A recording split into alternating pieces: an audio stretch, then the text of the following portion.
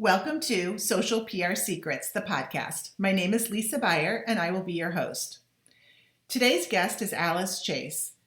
She is a specialist in lifestyle blogging, and we talk about everything you need to know about blogging.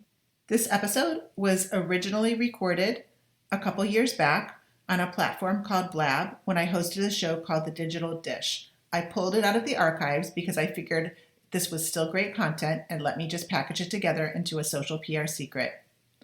Let's welcome Alice.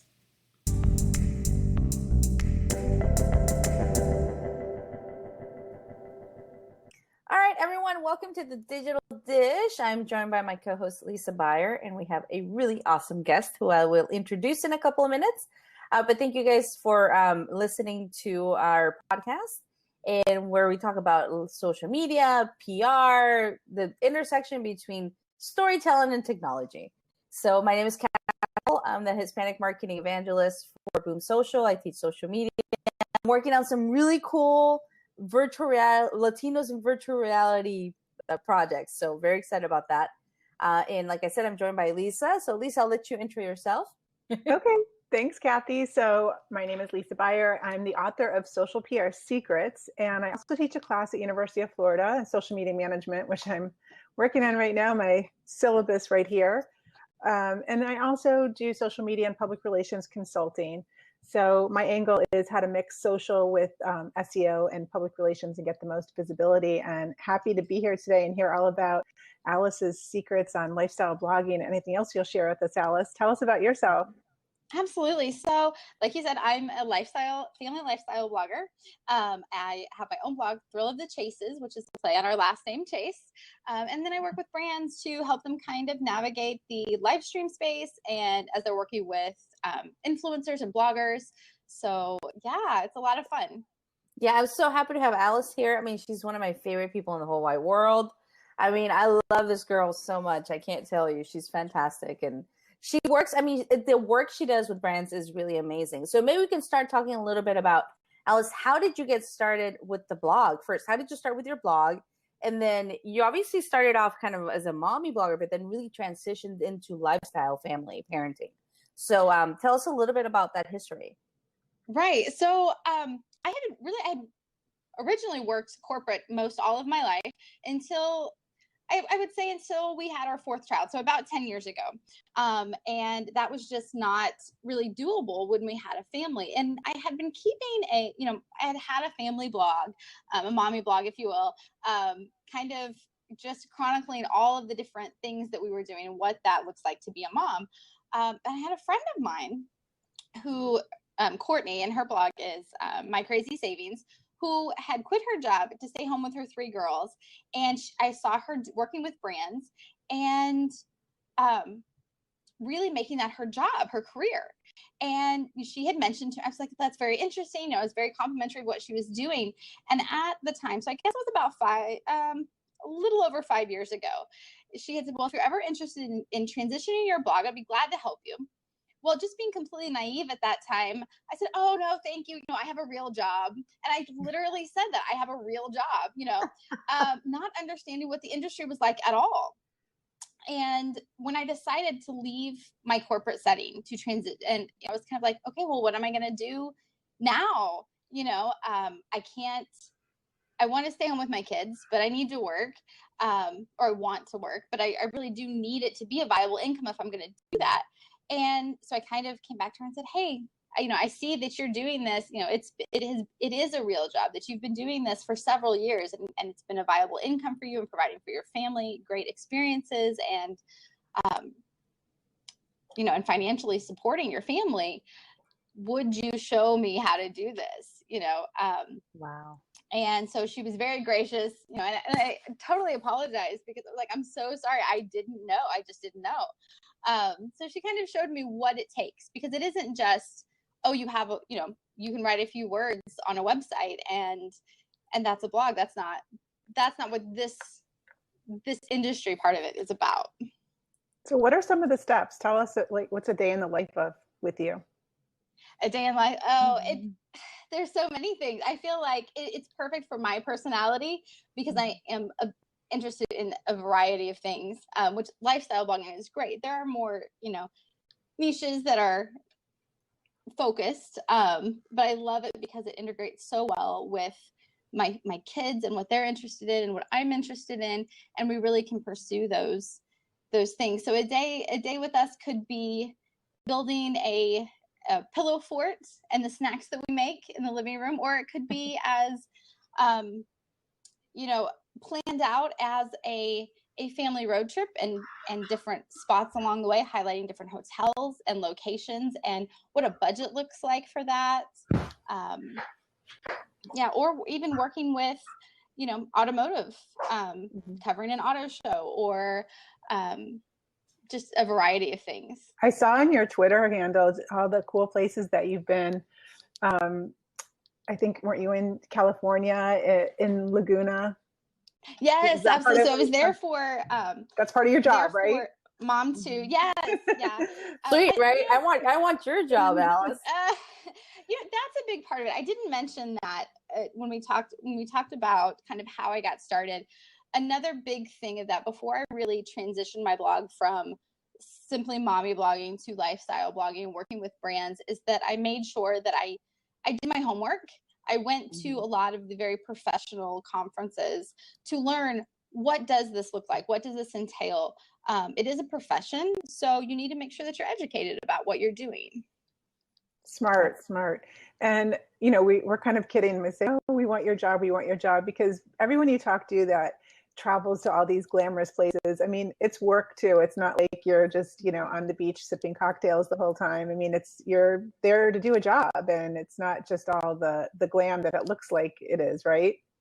Absolutely. Yeah. No. Yeah. In the beginning, I would say for the very first year of making this my job, I got very little sleep, just like you would just as an entrepreneur starting any new business. Very little sleep, and especially doing it while I was trying to have young ones at home. So I was still mom during the day, but when they went to bed at 8 o'clock, there were times that I would be up from 8 to 2 working, just writing or catching up on emails or whatever you would do at a day job. I was doing that too. Very, very little sleep, and then up again at 5 or 6 in the morning. So. Well, and I think what you said about going to those conferences and getting educated, I think that is amazing advice, because you see people trying to jump in and do all these things, but they don't really try to learn the industry. Say, I'm just going to be the blah, blah, blah blogger or the blah, blah, blah thought leader without really educating themselves. Absolutely. Yeah. The education is important. The networking is important, just like you would do for any other career. Agreed. So, and being teachable, right? There are people who are in your industry who have done these things for a long time, and they have really great advice. So I think as much as we speak, we should listen. What are some of the things that you do to promote yourself, to get yourself out there and get brands to attract, get more brands attracted to you, to say, hey, we want to use you as an influencer? I really enjoy the personal learning what a brand is about. So, which ties into the listening. I think as much as I'm out there pitching and telling people about who I am, I have my ears open to listen, to ask them, okay, well, what is it that you're doing? Is what you're doing a good match with who I am? Authenticity is incredibly important in blogging and in any industry. You can't ever buy back your character. That's so true. That is so true. And now that we're talking about influence, like, how do you define influence? Because people always think it's like about the numbers of followers or things like of that nature. Like, how do you define influence? How do I define influence? Okay, that's a hard one. I didn't do that one. That is a tough one. I think we are all influential in a certain circle, right? And sometimes those circles overlap. I think influence is when you're able to tell a story, whatever that is, whether it's a product, whether it's about your life, and you find that it resonates with people. I had an instance recently.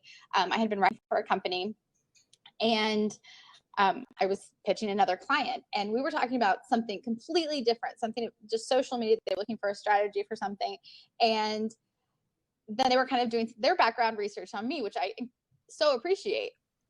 And they came to me and they had seen something on the blog and they said, it was a completely different industry, not anything they were interested in. They said, what you do for them, we want you to do that for us because that story resonates. So I think when you're able to tell something, and even if it's something completely unrelated to what someone is looking for, but it resonates with them, that's when you can define your influence. I think also that's a great way to describe it. And I don't think it's a number game. I think that you could have, 100 followers and still be influential as long as those 100 followers are quality followers that are following you for a specific reason. And I mean, we see a lot of the early adapters of Twitter that, they have hundreds of thousands of followers, but who are they? And are they really, is it really worth tapping into that audience? That's a huge audience, but we're not really sure if that's a quality audience, right? So I think it really boils down to the whole quality over quantity. Mm-hmm. Absolutely. And when you see, we can all look at someone and see whether or not they're getting engagement. Are people really asking questions? And how there is the question for me of how many people can you really engage with, right? How many people you may have thousands and thousands of followers, but how many are you able to connect back with? We only have 24 hours in a day. That's so true. And you know what? I had someone once tell me that brands weren't going to take me seriously until I had at least 30,000 followers. And then when you hit 100,000, that's when they really take you seriously, at least on Twitter. And I was like, really? Really? So I was just, I was like, that is such a numbers game that this person was playing, Completely. No. And I think that was very true maybe a couple of years ago, but I think that they're just what you said, Cathy. I think that they're seeing that isn't always what matters. Can you tell an authentic story? I don't know. Yeah. I mean, I can remember, Cathy, the same thing, being stressed out about people saying the same thing about the number of Twitter followers. And I just, I wasn't at a place in my life where I could be doing what these other people were doing to get these huge masses of followers a day back in the day. So I remember being stressed out about that, but it made me realize when I started my Twitter handle from my class that I'm teaching at UF, and I started it 2 years ago. So it was really kind of cool to start something from scratch and really build a quality following. And sometimes I enjoy that Twitter handle more than my own, because my own is just, it's a lot of people from a lot of different places, and it's harder to manage when it's so large versus if you start out really focused, which was hard to do when Twitter first came out. We didn't know what we were doing.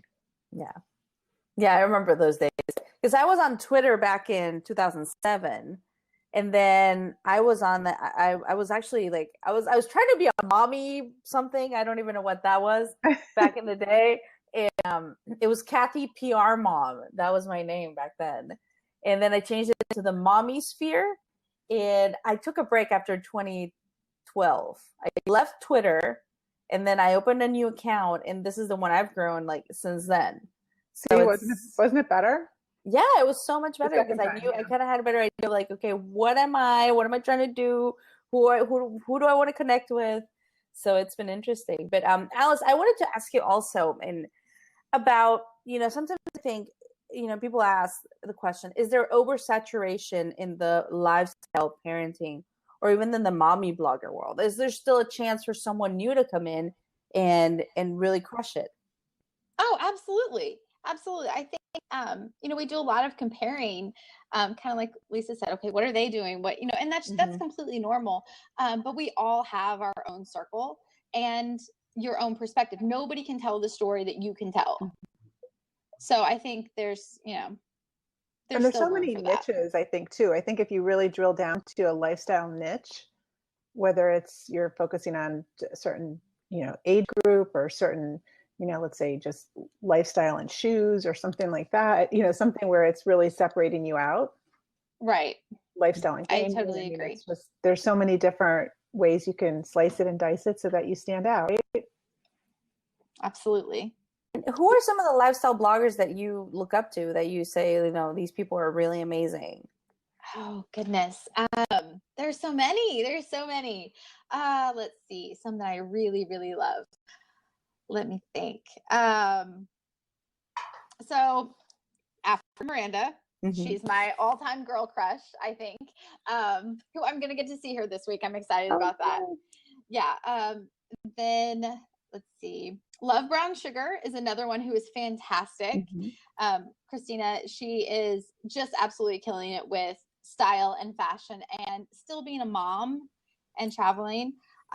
Who else? Oh, there really are so many. There really are just so many. What are some do's and don'ts you can share about being a lifestyle blogger? Don't compare yourself to others. Don't get into the game of looking at, let's be real. There is some validity to the numbers, right? Like there's some of that. But don't get jealous if you see someone who are going on these fabulous trips or they're working with certain companies. Always be excited for them. Someone else's success never negates your own. There's not this finite amount of success that's out there in the world. So be genuinely happy for people, support other people. If you have smaller numbers, that doesn't mean that you cannot in some way be supportive of someone who has larger numbers. And then as you're growing, always have someone that you're mentoring. I think, and make sure you're listening to those that have been doing it for a while. And then keep your authentic voice. Do you ever have any disasters, or do you ever have any like spammer or haters that come around and just, I don't know? Oh, absolutely. And yeah. Tell us. I maybe have I've heard a lot of stories, but I think that I have somehow less than most. I don't have a ton, but as with anyone who is doing something successful or doing something standpoint, I mean, people can have haters and be crushed by them. Yeah, they can be. And I think they let it. Yeah, exactly. That's exactly it. Yeah, I'm not super sensitive to words. Just not words I like words, but someone's compliments or criticisms of me, I know that they don't define who I am. So that's not a big thing for me. I think it's just being confident in what you put out there. And the other day, when you're caught up in social media, you're looking at everyone's Facebook page, and it looks so amazing, and everyone has an amazing life, and blah blah. And you're going to get into this fear of missing out, this FOMO. I had one of our friends put something called JOMO. He stole it from someone's. He didn't steal it, but he borrowed it from someone's Instagram. It's the joy of missing out, and I'm like, you are so darn right, because sometimes we get so caught up in like, okay, if this person's doing this, then I need to do this. And it's like, no, it's like you said, Alice, you have to be happy for other people so that, yeah. And especially with women, I think we need to lift each other up instead of like trying to, hurt each other, bring each other down. Right. Absolutely. That is one of the greatest things, that I've been able to find in the circle is that it is so supportive. You kind of find your tribe of people, and that's what keeps it fun, even after doing it for several years. Yeah. So Nava's writing inside girl power. Yes. So. At your conferences, you have I'm sure you create circles of support that people you can go to for any time to kind of get advice from, from a mentoring standpoint. I'm sure it goes both ways, right? You're mentoring, and then you can reach out or reach up to somebody that has been in it longer than you have. Absolutely. And there's some really great online networks too that are helpful. So like the Mom 2 community is absolutely fantastic. Sits Girls is another one that I would highly recommend anyone who's interested in blogging or looking for like educational resources for that. I would definitely recommend Sits Girls is perfect for someone, especially who's just starting out. That's awesome. The CEO of Sway Group, I think they bought Sits Girls. She was a speaker at one of the conferences I went to. Danielle, she was amazing, and she told some great stories about the whole mommy blogger community. And she was actually saying how just the fact that mommy blogging has had to kind of reinvent itself and really find more specific niches than just a mommy blogger, which it sounds like you've done. Absolutely. Yeah, I would agree. Danielle's fantastic. The whole Sway group is great. So are you more, I guess you're more obviously in the travel. So you do a lot of travel. You do a lot of like things with hotels. You do a lot of travel. And I know you do some amazing stuff with automotive. Maybe you can tell us a little bit more about that. Well, I think that I think all brands are really looking at different ways of marketing right now. So whether it's blogs, and anyone who has a blog probably has a pretty good amount of social influence. They're probably on all platforms that are out there. And I think brands are looking to reach beyond what has been traditional marketing. So, and they're interested in hearing our stories now too, and finding different people to work with. Well, I was reading a really good article on something, the rise of the micro-influencer, and how a lot of people are making decisions not on what Kim Kardashian's telling them, but on what, someone that is an influencer, but let's say on a smaller level, is telling them. Like, they feel it's more authentic than, you guys, I don't know if you guys remember this Scott Disick, like, left some information in his Instagram and he was posting a picture. Yes. So it was like, oh my gosh, you knew it was not authentic. I mean, you kind of knew it, but that time it was like really unveiled. It definitely was not authentic. So I think that's right. where people that are micro influencers or influencers on a different level have a lot of power and a lot of power for the brands. When you meant there is once you have built up this this stage for yourself, you have to make sure that you're authentic, or that can be gone in an instant. Mm-hmm. Right. If that's what you're all about, is being an influencer, you have to be authentic. And if for whatever reason you're not, like, it sounds like whatever Scott did, I didn't see it, but it's going to blow your cover. He literally left. Shouldn't have a cover, actually. He didn't have a cover. I mean, he literally left the instructions that the PR or marketing person told him what to write on Instagram. It was so bad. It was a copy paste for sure. Oh my God.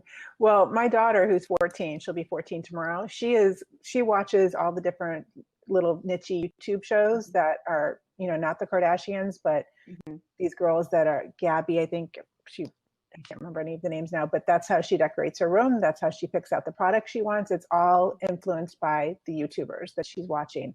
And they're going to have a meetup in Orlando and she wants to go see them. So, I mean, they're not huge. I can't remember their name, but she knows their name and that's what she's watching versus mainstream TV. Right. Yeah, it's huge for that generation. I was going to ask you that because you've got, I guess, one of your kids, the oldest one is what, a millennial, or is he a Gen Z? We have 18, 17, 12, and 10. Mm-hmm. So I'm sure your kids are watching the YouTube channels. They are, yeah. Probably are YouTube stars, are they? They are? Some. Our youngest is the one who's the most interested in it. Oh, cool. He has a huge passion for like photography and film, so it intrigues him the most. So he's got a great mentor right there with you. You can show him everything you know. And what are you seeing from your kids? Like, what things are you seeing from them? Because you've got quite a range there of ages. You're seeing a lot of different ways they're using technology and they're consuming content. What are you seeing, Alice?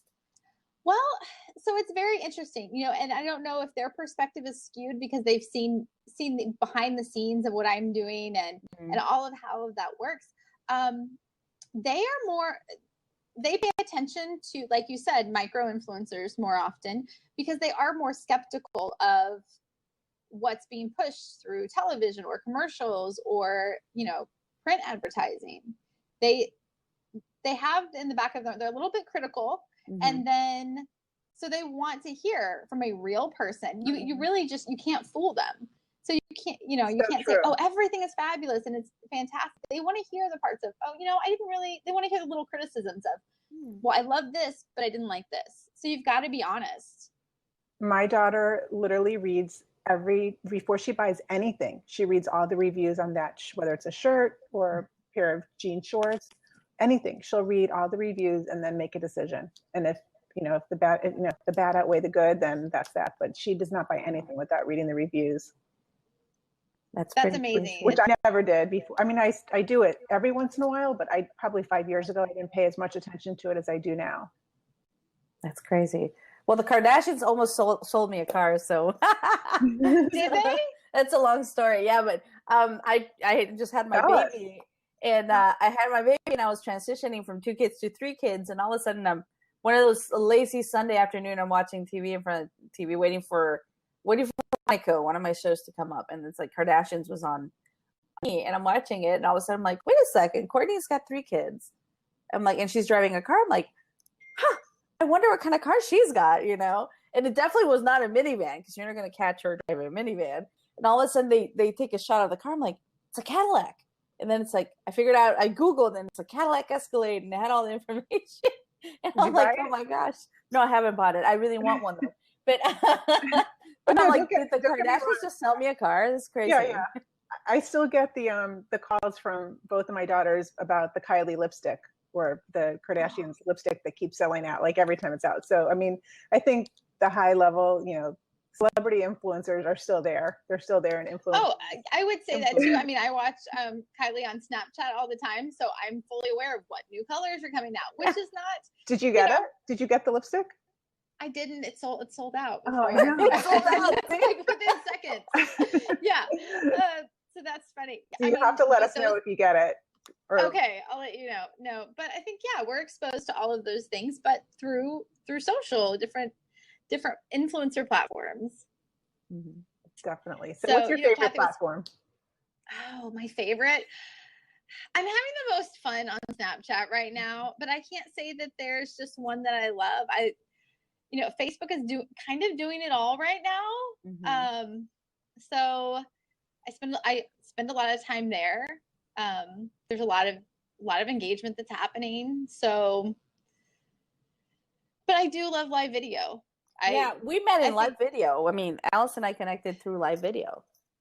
Yeah. So. And, so I would say that I love live video for the engagement, for the in real life connection. There are people that are my real friends who I get together with because of that. So I think I love each one for different reasons, kind of like my kids. I can't pick a favorite. That's a perfect way to put it. We have some questions here. How do you feel about Facebook predicting the end of the written word and moving to video only?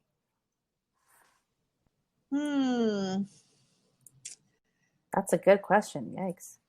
That is a good question. I don't think that it will ever go away. I don't. I think that there is an art and a craft to writing, and there will be part of us who will always want to read. I really hope that there is always a part of us who wants to read the written word. I hope there are those who always want to create music, who want to create beautiful pieces of art. And I think that I relate the written word to that. Mm-hmm. I agree. I just see it as just another dimension in communication, and it's probably going to morph into something that we can't really predict. But I mean, it's like when, people were predicting that books would be obsolete because of digital, when people are still buying books, and bookstores are now starting to reopen. Brick and mortar bookstores are starting to come back. And I just read an article about just the whole thing with brick and mortar making a comeback, like Warby Parker, which started online, and now they're opening up stores. So I think it's just a cycle. I don't know if we can say one is going to replace another. It's probably just going to cycle out, just like fashion. I'm looking at things that are coming back in fashion, just things come back. Completely. Record players. Well, even music. Cathy, you're mentioning, my 18-year-old, all the music that he listens to right now is on vinyl. It's all records again. Right. That's oh my gosh. We're so nostalgic, Completely. And cassettes. Teletubbies are back. Cassettes? They're obsessed with cassettes. He probably gets like one a week in the mail. Oh my gosh. Yeah. It's just it's so cool. And are people starting to manufacture cassettes again, or he's buying them off eBay or? So I think mostly he's getting them from eBay. He gets a lot of packages from London. So I don't know. I think though the vinyl, I think that is being manufactured. Mm-hmm. It's so cool. See, everything comes full circle, right? Well, yeah, the Teletubbies are back. I was like, my kids are not going to watch the Teletubbies. I'm sorry. No. No. I will not be nostalgic about that at all. No. So where are you off to next, Alice? What's next for you?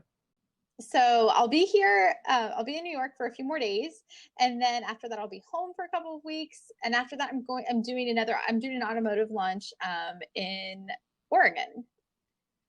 Ooh, that sounds awesome. So that'll be fun. That's actually really fun. So it's a women's only off-road drive event. Sounds very cool. Whoa. Ooh. Yeah, so we'll do that. And then San Diego is coming later this summer. I'm doing something with Kia. So that'll be fun. Now, do you bring your kids with you? Sometimes I do. The automotive trips I don't, because it's not conducive for kids. Like Cathy said, it would be a whole lot to travel with car seats and Right. that kind of stuff. So yeah, no, that stuff is just usually me. But there will be some summer travel with them.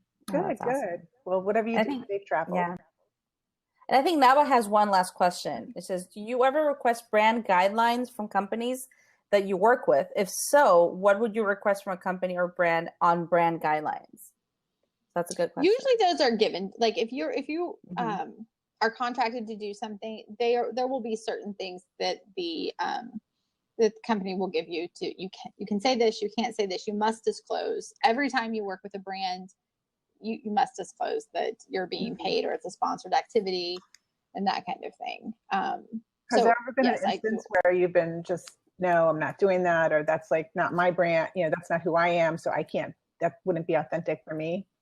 Absolutely. There was a time where I was doing a fitness series and I was really looking into nutrition, and I was approached by several supplement companies, and there were ingredients in them that I couldn't endorse. I mean, I couldn't endorse. There are times where there may be, someone else working on a project, and maybe, like you said, it's a celebrity influencer and it doesn't fit with who I am, or it's not something that I feel like I can support. I very much honor my audience and those who follow me, to never, so I want to tell the story that's true for me. And not that if someone else tells that story that it's bad, it's just not a good fit for me. Right. And that's kind of the beauty of being able to do this, is I get to say, yes, I want to do that. No, I don't.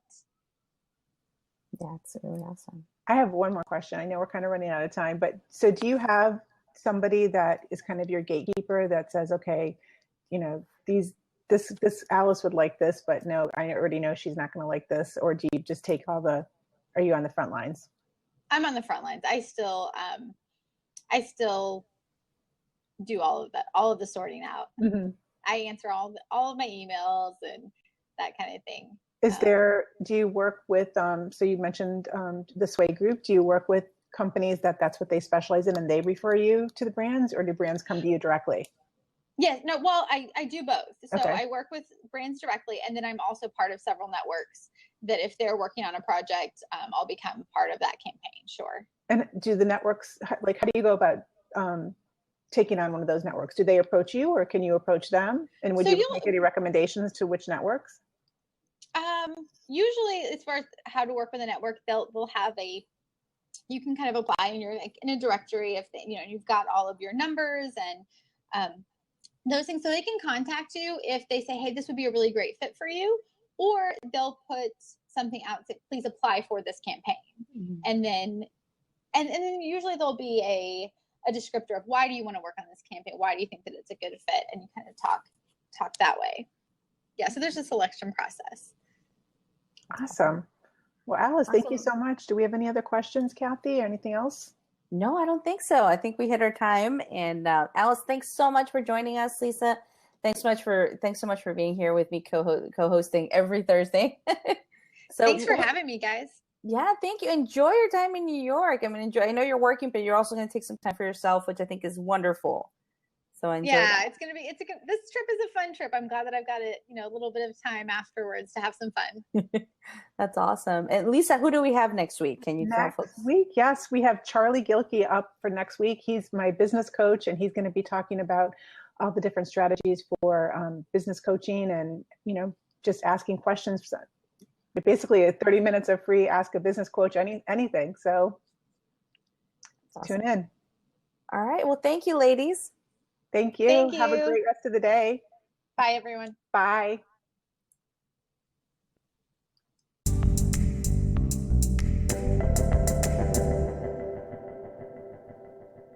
Thank you for listening to this episode of Social PR Secrets. If you like what you heard, check out the book on Amazon or follow our blog at socialprsecrets.com. This episode was sponsored by The Buyer Group, a social PR agency striving to keep our balance in the digital world, practicing public relations, social media, and search marketing, while occasionally drinking a glass of wine or two for the best creativity and results. Thank you all for tuning in. If you would like to get a free chapter of Social PR Secrets, go to socialprsecrets.com/free.